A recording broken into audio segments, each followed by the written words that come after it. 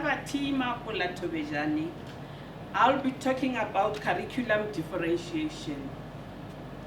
We all know that classrooms are a mirror of society, because in your classroom you will find learners with different cultures, with different socio-economic backgrounds, with different talents, different abilities, different disabilities, different learning styles, and so on.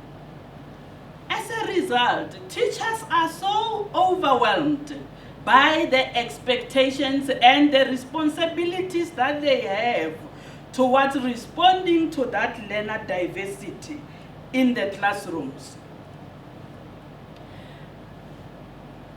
Worse of it, mainstream teachers don't believe that they have the skills or knowledge to teach this diversity of learners, because they think that there is a specialist out there who must do this, not them.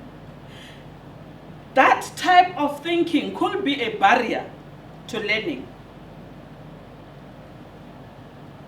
Curriculum differentiation is one of the strategies that we use to support learners, that diversity of learners, so that they can learn and participate during class activities.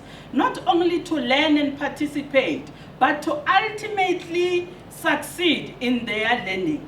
With curriculum differentiation, we're able to help you as teachers to be able to respond to this needs of the diversity of our learners. Through curriculum differentiation, we ensure that you're able to offer quality education to all of them. With curriculum differentiation, we ensure that you use appropriate teaching strategies and you're able to accommodate the various learning styles that you find in your classroom. So what is curriculum? One may ask. UNESCO defines it as what is learned and what is taught in the classroom, which refers to the content, how it is being delivered, which refers to the various teaching learning methods that a teacher employs, and how it is assessed, the tests, the exams, all the modes that we use to assess them, as well as the resources that you use, which refer to the books that we use to deliver and support that teaching and learning to that diversity of learners in your classroom. So, in short, the curriculum, it's simply to say, are learners able to get what they are supposed to get in schools and in their various classrooms? So, this curriculum differentiation is one of the principles of inclusive education. As Tomlinson puts it, he says, curriculum differentiation refers to the efforts that teachers use to respond to the variance among learners in the classroom. Therefore, that simply means that whenever a teacher reaches out to an individual learner or to a small group of learners to vary his or her teaching in order to create the best learning experience possible, that teacher is differentiating the curriculum. The Department of Education defines this curriculum differentiation as a strategy to respond to the needs of diverse learners in class. So with curriculum differentiation, we're encouraging teachers to think about the diverse learners in their classrooms. So it has 4 components, like I already indicated. The content, what is it that we teach? That is the first one. Secondly, the process, how do we teach that? Thirdly, the product, how do we assess? And lastly, the learning environment, which refers to both the physical and the psychological environment. So for us to differentiate our curriculum, for us to be able to differentiate the content, the process, the product, and the learning environment, we are informed by how ready our learners are. How ready are they? What is their interest? And what is their learner profile? So now, let's look at how each and every element of curriculum differentiation can be done or has to be done. Starting with the content.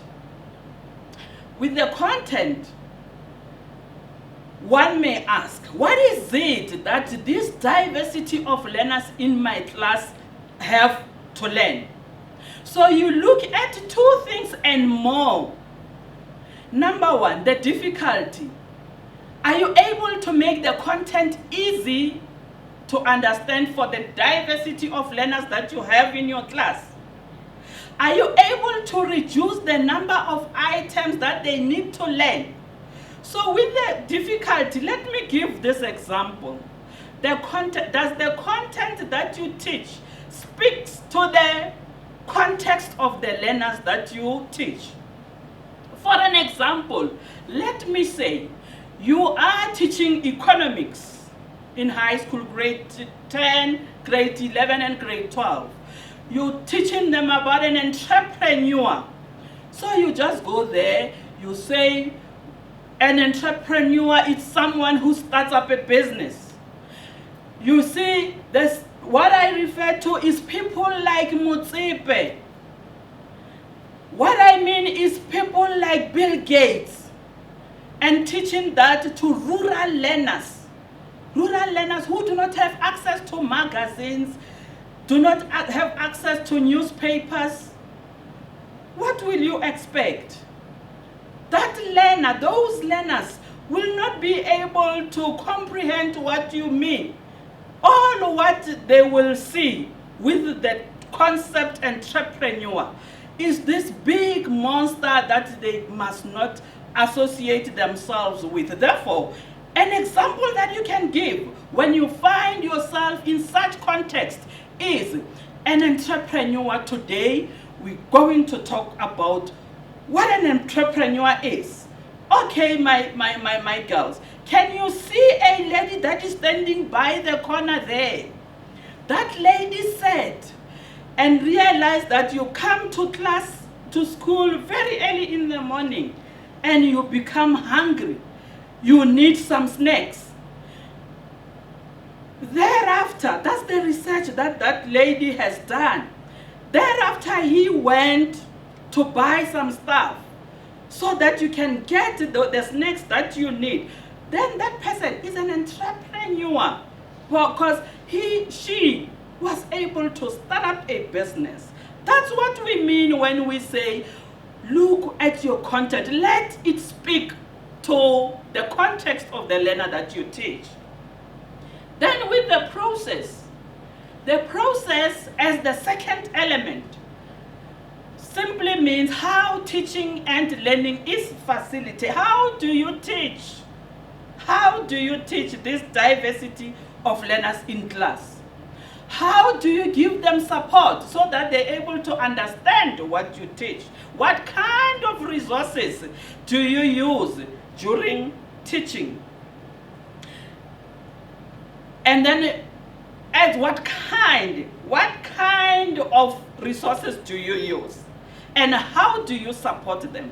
You support them by using various teaching strategies that we have. So in our module, we gave only 5 examples. There are many. So the ones that we have given you in the third letter are cooperative learning, demonstration method, multisensory approach, aided language stimulation, as well as peer tutoring. You can ask, but what cooperative learning? The word says it all. Make them to cooperate, make them to help one another. Demonstration method, what does it mean? As a teacher, demonstrate that which you are teaching to them. More like simulations. Demonstrate it to them. Let them see that, oh, okay, all right, then they will be able to follow, because like we said, they have got different learning styles. Different learning styles. Then the multisensory approach, you ensure that in your presentation, you use as many senses as possible. Make these learners to use as many senses as possible. So the aided language simulation help what you say, help the word of your the word of your mouth with the with some stimulation. Like you can put up pictures there. Okay, we're talking about daddy. Then there's a picture of daddy. Okay, we're talking about mommy. Oh, there's a picture of mommy. So in that way, the diversity of learners become able to benefit. Peer tutoring, help make them to help each other. The third one, that is the product. Product, you only demonstrate what they have learned. They must be able to demonstrate. That is assessment. So we use various forms of assessment. There's no one-size-fits-all approach. We assess them according to their learning styles. So the time that you also allocate to them to complete the task will never be the same for all of them. That's when you will be differentiating the product. So the last one, the last element is the learning environment. That is the place where learning takes place. With the learning environment, we're referring to both the physical and the psychological environment. With the physical, we're simply speaking about the physical structure of your classroom. How do you arrange your learners? How do you are aware that Letabo is so short-sighted, but you take Letabo, you put her or him at the back of all the other learners. Then Letabo will not be able to see. That's what we mean. And then with the psychological, we refer to the emotional context of the classroom. That you need to ensure that all the diversity of learners that you have feel accepted and welcomed. Hey, when a big head, you're not going, I knew it, that you're not going to be able to read that text. You did it yesterday, I knew for sure that you're still gonna do it today. We do not do that. Support them with love, with care. Believe in them, because like we know that they can all learn when given the appropriate support. We're saying the appropriate support. What we mean is the support that John needs will never be the same as that support that is needed by Angel, because these are two different individuals. Lastly, I will end with this quotation that I stole from one of the professors in our department, because it has become our motto as a department. It says, I've come to a frightening conclusion that I am a decisive element in the classroom. It's my personal approach that creates the climate in my classroom. It's my mood that makes the weather. As a teacher, I possess a tremendous power to make a child's life miserable or joyous. I can be a tool for torture or an instrument of inspiration. I can humiliate or humor, hurt or heal. In all situations, it's my response that influences whether a crisis in the classroom or with this particular learner will be escalated or de-escalated, a child humanized or dehumanized. Thank you very much.